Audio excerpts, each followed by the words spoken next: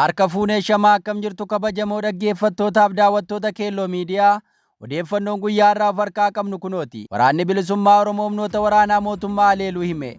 Oromiyaa keessatti waboo waraana mootummaa ajjeesaa fi kaanaa immoo madeessaa akka jiru ibsu itti fufe. Mootummaan Itoophiyaas gama isaan garee kana haleelaan jira jedha. Haala kanaan waboon zoonii kibba bahaa guunnaa fi martii keessatti haleellaa gaggeessuu isaa himeera. Waraanni bilisummaa Oromoo zooniin kibba bahaa godina Arsii bahaa guunnaa fi martii jedhaman keessatti loltoota mootummaa hedduu du'aa fi madoon adabeera jedha.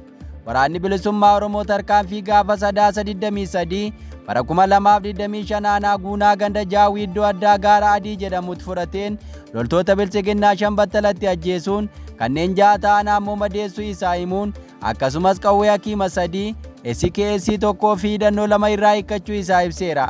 Guyyaa kanaan martii ganda haleellaa Abadulla jedhamutti haleellaa wal fakkaataa taasisuun loltoota mootummaa 4 yeruma sana ajjeesuun kanneen 5 ta'an ammoo madeessuu isaa ibseera. Oduu wal qabateen waraanni bilisummaa Oromoo zooniin kaabaa godina Walloo aanaa Arxummaa Fursee keessatti waraana bilchiginnaa haleeluun du'aa fi madoon adabuu isaa beeksiseera. Waboon zoonii kaabaa tarkaanfii guyyaa kaleessaa gaafa sadaasa 24 bara 2025 Arxummaa Fursee bakka addaa dheeraa fi raasaa jedhamutti fudhatee loltoota bilchiginnaa maqaa sakatta'an bobba'an kanneen hawaasa dararaa turan irratti haleellaa gaggeessuu isaa ibseera. Oduu itti aanuun faannoon nagaarra kaa'ee harka ilma namaa tukutuu viidiyoon agarsiisu hawaasa shororkeesse. Humni kaaba Itoophiyaa naannoo Amhara keessatti mootummaa Itoophiyaan ijaarame faannoon yakka ijaan ilaaluun nama sururu raawwachuu itti fufe. Faannoon loltoota Tplf akka haleelaniif mootummaan kan hinachiifaman yoo ta'u, boodarraa ammoo mootummaan waboo ittiin haleeluuf naannoo Oromiyaa keessatti bobbaasuun isaa kan yaadatamu. Hidhattoonni faannoo Oromiyaa keessatti yakka nama shororkeessu hedduu raawwachaa turaniiru. Ajjeesanii reeffa namaa gubuu, mormarraa kutanii eebootti mataa namaa diruun ittiin sirbuu dabalatee yakki humni kun hin raawwanne hin jiru. Hidhattoonni faannoo jedhaman kunneen gara jabeeyyii miira namoomaa kan hin qabne kanneen amala bineensummaa gonfatan ta'uu isaaniitu hubatame. Gareen kun yakka jibbisiisaa gurraan dhaga'uun hin tolle hedduu raawwatanis mootummaan ammallee harka irra qabu jabeesseera. Garichaa mootummaa biraa qabu fayyadamuun sochii isaa jabeessuun gochaanaa isaa guyyaan agarsiisuu isaa jalqabe. Kaleessaa qabee viidiyoon marsaa miidiyaa hawaasaa irra deddeemu nama fayyaa qabuun harka dhagaarra kaanii utuu kutanii kan agarsiisu qoodameera. Kunis fayyadamtoota miidiyaa hawaasaa guddoo naasise. Namuu biyyattii keessa jiraachuuf abdii akka kutatu taasiseera. Gareen gocha gara jabummaaf shororkeessummaa hamaa raawwataa jiru kun paarlaamaa biyyattiin harki irra qabama jedhamuun qeeqama. Humna gara jabummaa hamaa keessa jiru kana paarlaamaan biyyattii shororkeessummaan farrajuu hin dandeenye.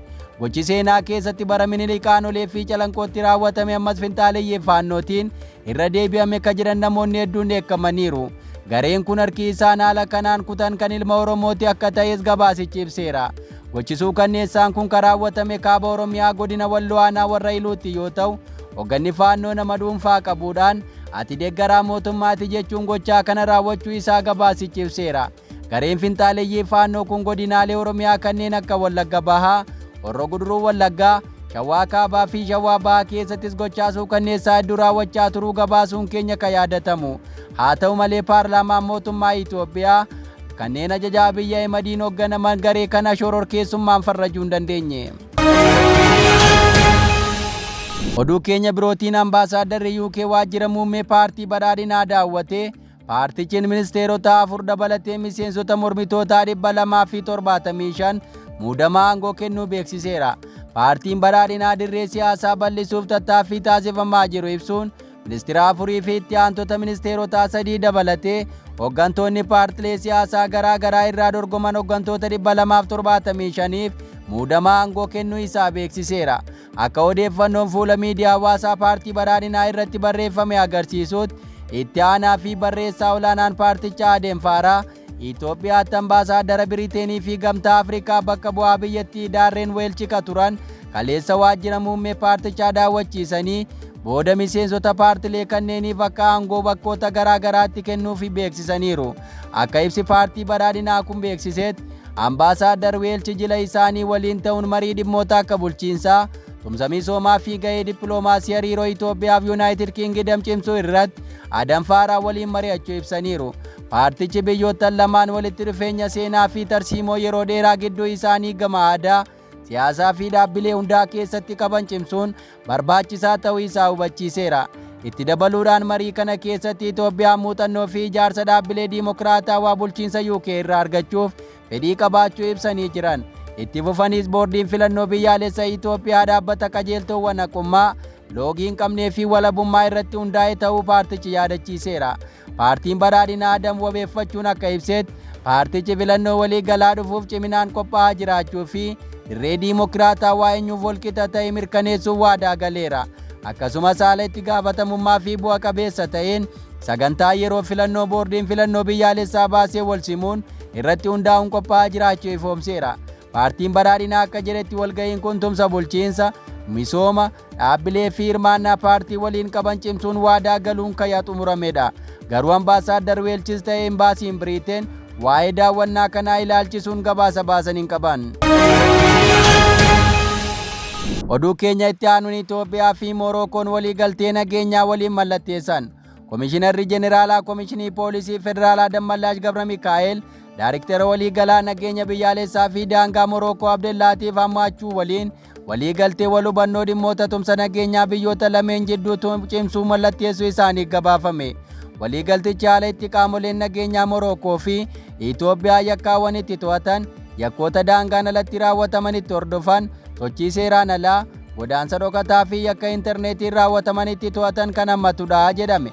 Walga'iin Interpool 93ffaan Marraakeechi kitaasifamaa jiru hooggantoota jaarmiyaalee nageenyaa biyyoottan addunyaa akka walitti fidu yoo ta'u, innis sadaasa 24 hanga sadaasa 27tti dhimmoota yakka addunyaa mudataa jiran irratti xiyyeeffachuun gaggeeffama. Walga'ii guyyoota afran kanaaf taasifamu kanarrattis biyyoota 179 keessaa akka ba'an hirmaattonni 800 olii fi ajajoonni qaamolee poolisii biyyoottan addunyaa 82 irratti yoo argaman, Interpool dhaabbaticha ammoo dhimma dhaabbilee nageenya kabachiisan irratti yaada egeree kaa'a. Hirmaattonni walga'ii kanaas haala itti yakka daangaa darbuu itti to'atan, nageenya addunyaa fakkaataa itti tumsanii fi waa'ee yakka intarneetiin raawwatamus walii galtee gamtaa mootummootaanii mari'atan. Asumaanis koree hojii raawwachiiftuu fi pirezidaantii Interpool itti aanu filuu jedhamee eegama. Jalqaba maree Interpool 93ffaa kanarratti daariktera walii galaa nageenya biyyaalessaa fi daangaa Morookoo Abdullaatiif hammaachuu Morookoon walga'ii kana akka keessummeessiteef tumsa nageenya waloo cimsuuf of kenniinsa waan qabduu fi yakkaawwan daangaatti ce'an to'achuun barbaachisaa hagamii akka ta'e waan hubattuufi jedhan. Waxabajji bara 2025 Morookoo fi Itoophiyaan dhimma raayyaa waraanaa irratti waliigaltee mallatteessuu isaanii gabaasuun kan yaadatamu. Waliigaltee waxabajji 17 biyyoota lameen jidduutti Morookoo Raabaatiitti mallatteeffame. Komishinii raayyaa ittisaa kan hojiirra oolmaa waliigaltee kanaa hordofullee kan gadi dhaabudha. Waliigaltichi Aishaa Mohammed ministeera raayyaa ittisaa Itoophiyaa fi Abdullaatiif Laawunduu hoogganaa bulchiinsa raayyaa ittisa biyyaa Morookootiin kan mallatteeffamee ture yoo ta'u aangaa'onnii fi ajajoonni humna waraanaa biyyattiis irratti argamuun kan yaadatamu. Egaa dhaggeeffattoota Kello miidiyaa odeeffannoon har'a of harkaa qabnu kanaan gammaa dhaggeeffattan ture. Qophii keenyaaf waliin turtii gaarii.